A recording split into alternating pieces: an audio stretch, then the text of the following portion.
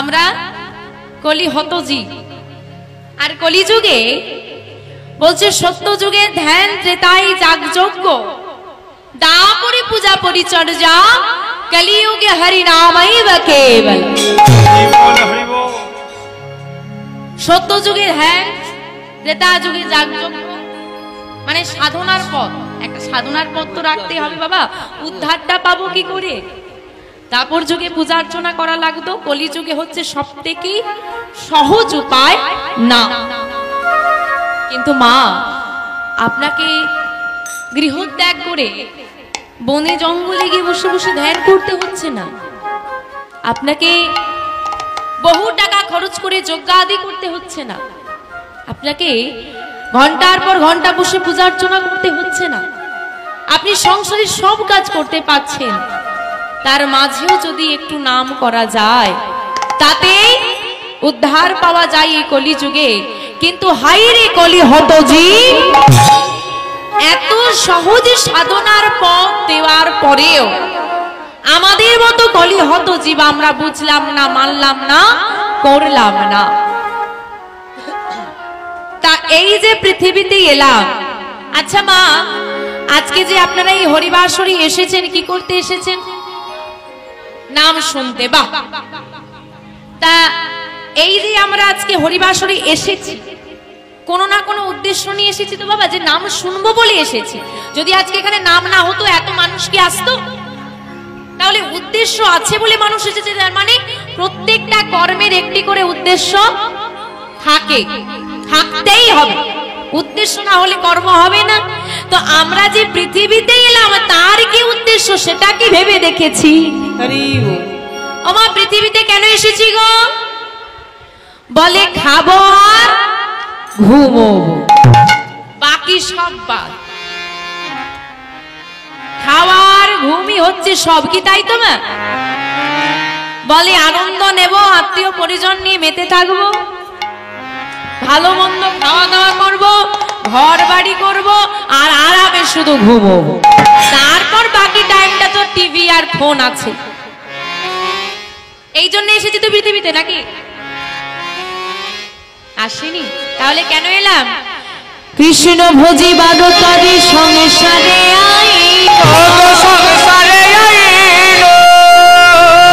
মিছে মায়ায় বদ্ধ হইয়া বৃক্ষ সম হইয়া বৃক্ষ সম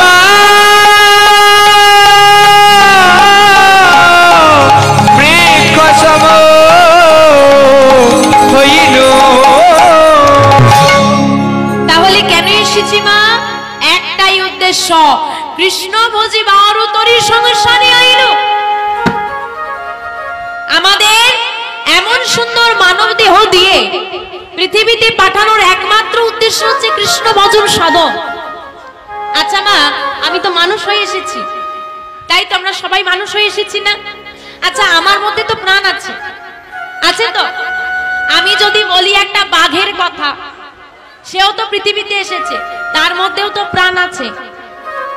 তাহলে বাঘের থেকে মানুষ উন্নত জীব না? মানে উন্নত জীব তো অনেক উন্নত জীব, যত জীব আছে শ্রেষ্ঠ জীব হচ্ছে মানুষ। কিন্তু মা এখন আর নেই। আপনি বিচার করেন তো বাবা, একটা বাঘের জীবন, একটা পশুর জীবন আর একটা মানুষের জীবনের মধ্যে পার্থক্যটা কি? ধরুন একটা বাঘ জন্ম নিল, পিতা মাতা স্নেহ মমতায় একটু বড় হলো, একটু বড় হওয়ার পর দেখবেন তার বাবা মা তাকে শিকার করা শেখায়। বাঘেদেরকে লক্ষ্য করুন জীবনটা কেমন ভাবে শিকার করা শেখালো। এবার বাবা মার সঙ্গে শিকারে যেতে শুরু করলো। যখন বাবা দেখলো যে আমার ছেলে সম্পূর্ণ শিকার করতে পারছে, চলো তুমি একা জীবন, একা যাও, পারলো। তারপর সে প্রজনন ক্ষমতার মধ্যে দিয়ে বংশ বিস্তার করলো। আবার সে কি করছে, তার যখন সন্তানাদি জন্ম নিচ্ছে তখন শিক্ষা দিচ্ছে তাকে, তার পিতা যেমন করে তাকে শিক্ষা দিয়েছিল। এইবার এই করতে করতে শিক্ষা দিল, দেখলো বৃদ্ধ হয়ে যাচ্ছে, বৃদ্ধ হয়ে গেল, মারা গেল। আমরা কি করি দেখুন তো, এই জীবনটা কি আমাদের নয়? এইবার স্বীকার করা, আমরা কি স্বীকার করতে? সন্তান জন্ম হলো, স্নেহ মমতায় বড় হলো, স্বীকার করা আমরা শেখাই না, আমরা কি শেখাই? পড়াশোনা। বাহ, পড়াশোনা শেখানো হলো, ছেলে চাকরি পেল, এইবার তার বিয়ে দেওয়া ধুমধাম লেগে গেল, এইবার তার সন্তানাদি হয়ে গেল, সে তাকে প্রতিপালন করতে করতে বৃদ্ধ হয়ে গেল, বৃদ্ধ বয়সে ছেলে দেখলো, আবার কাউকে দেখলো না, মারা গেল। পার্থক্য আছে কি মা? তাহলে তুমি যে শ্রেষ্ঠ জনম পেলে, 84 লক্ষ জনি করিয়া ভ্রমণ পেয়েছ সাদেরও মানব জনম, একবার দুবার না, 84 লক্ষ জনম পার করে, অনেক সাধন ভজন, অনেক কাকুতি মিনতি করে এমন সুন্দর মানব দেহটা তুমি লাভ করেছ।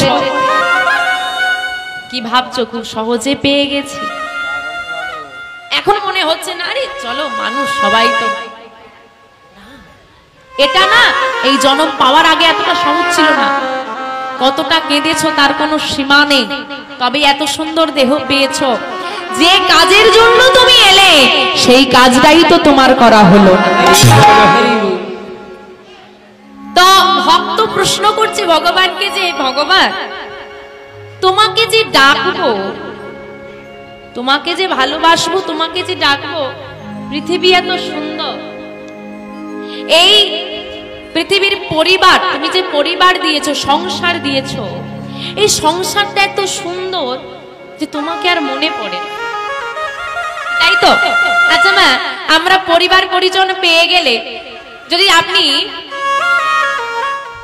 বাড়িতে 5 দিন না থাকেন, ভগবানের কথা মনে পড়ে না? পরিবারের মানুষজনের কথা মনে পড়ে? ভগবানের কথা মনে পড়ে? তাহলে পরিবারের কথা মনে পড়ে। তার মানে আমাদের ভালোবাসাটা কার প্রতি বেশি, পরিবারের প্রতি না ভগবানের প্রতি? ভগবানের প্রতি।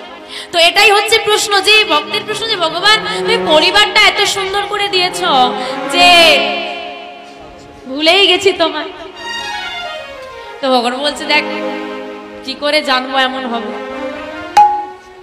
আমি পৃথিবী সুন্দর করে সৃষ্টি করেছি যাতে আমার ভক্তের কোনো অসুবিধে না।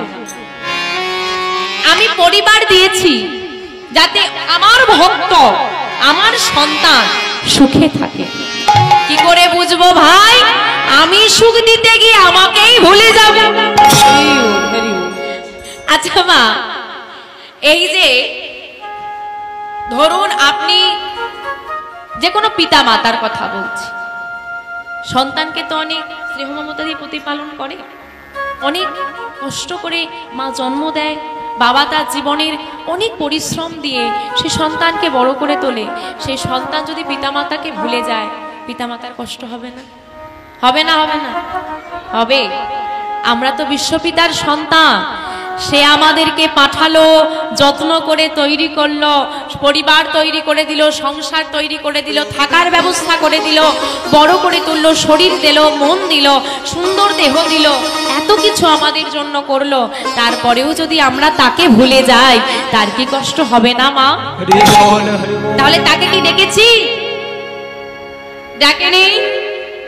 এটা কি ভুল করছি না ঠিক করছি? ভুল করছি, তা ভুলের তো শাস্তি পেতে হবে। তাই কি শাস্তি জানো?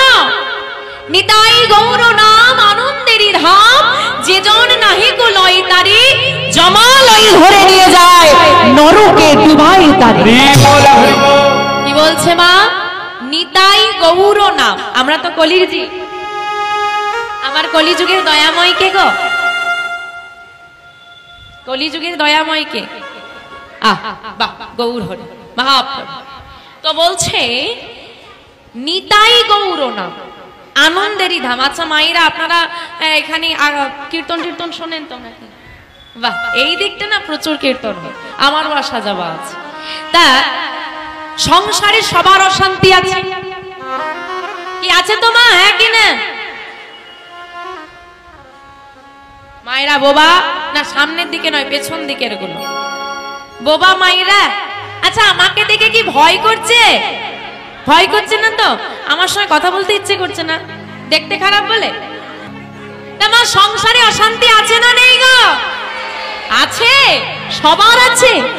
তা সংসারে থাকলে মন খারাপ হয় তো, চোখে জল আসে তো, হরিবাসরে আসলে চোখে জল আসে, আসে না? রাধে রাধে নিতাই গৌর হরি হরি হরি। পার্থক্য দেখো, সংসারেও চোখে জল আসে, হরিবাসরেও চোখে জল আসে। এখনো সংসারে চোখে জল আসে কষ্টে, আর হরিবাসরিয়া চোখে জল আসে আনন্দ। হরি বল হরি বল। আনন্দে চোখে জল আসে, পরম আনন্দে। যে আনন্দ সীমা ছাড়িয়ে যায়, সেই আনন্দে নয়নে বাড়ি আসে। তাই নয়নে বাড়ি কখন আসে না? নিতাই গৌর নাম নিলে। তাই তো যখন নিতাই গৌর নাম শ্রবণ করছি নয়নে বাড়ি আসছে, মনে কিন্তু কষ্ট দুঃখ নেই। কারণ নিতাই গৌর নাম গাইলে মনে দুঃখ থাকে নাকি? হরিবাসরিলে কষ্ট হয়? হয় না তো। তাই বলছে দেখুন, নিতাই গৌর নাম আনন্দেরই ধাম, যেখানে কোনো কষ্টের স্থান নেই। যেমন আজকে এই মহতি হরিবাসর হলো আনন্দের ধাম। নিতাই গৌর নাম আনন্দেরই ধাম, যে জন নাহি কো লয় তারে, জমালয় ধরে নিয়ে যায় নরকে ডুবাই তারে। তুলসীর হার না পরে যেই ছাড়, যার গলায় তুলসীর মালা নাই তাকে কি বলছে? ছাড়। তুলসীর হার না পরে যেই ছাড়, জমালয়ে বাস্তা তিলক ধারণ না করে যেই জন, বৃথা এই জন্মতা। গুরু চরণ সার করো এইবার, ব্রজেতে হইবে বাস। ওমা, ব্রজধাম মানে কোন জায়গার নাম গো? বাহ, বৃন্দাবন ধাম। তো বৃন্দাবনে কে কে বৃন্দাবনবাসী হতে চান? একটু হাত তোলেন দেখি, যে আমরা বৃন্দাবনবাসী হতে চাই। বাহ, সুন্দর। তো বৃন্দাবনবাসী হওয়ার জন্য কি করা লাগবে? বলছে কি, গুরুচরণ সার করো এইবার, ব্রজেতে হইবে বাস। তমগুণ যাইবে, শতগুণ পাইবে, হইবে শ্রীকৃষ্ণের দাস।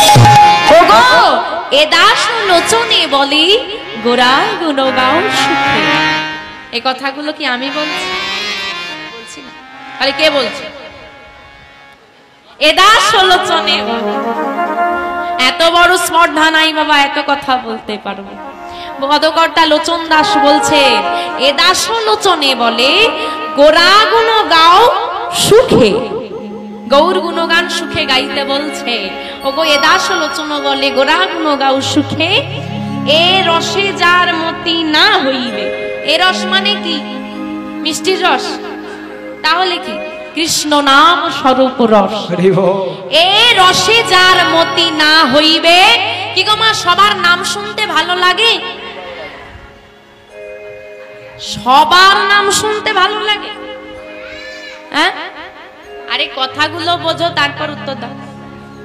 সবার নাম শুনতে ভালো লাগে? আরে সবাই যদি গুরুচরণ আশ্রয় করে গোবিন্দের দাস হয়ে যেত, তাহলে আর পোড়া কপালওয়ালা মানুষগুলো যেত। সবার কপালে কি আর এমন সুন্দর নাম জোটে গো? এমন সুন্দর সাধু সঙ্গ চাইলে কি আর সবাই করতে পারে? তাই বলছে, এ দাস লোচনে বলে, গোরা গুণ গাও সুখে, এ রসে যার মতি না হইবে, চুন কালি তার মুখে। তোমরা ভজনী তাই একবারে ভজন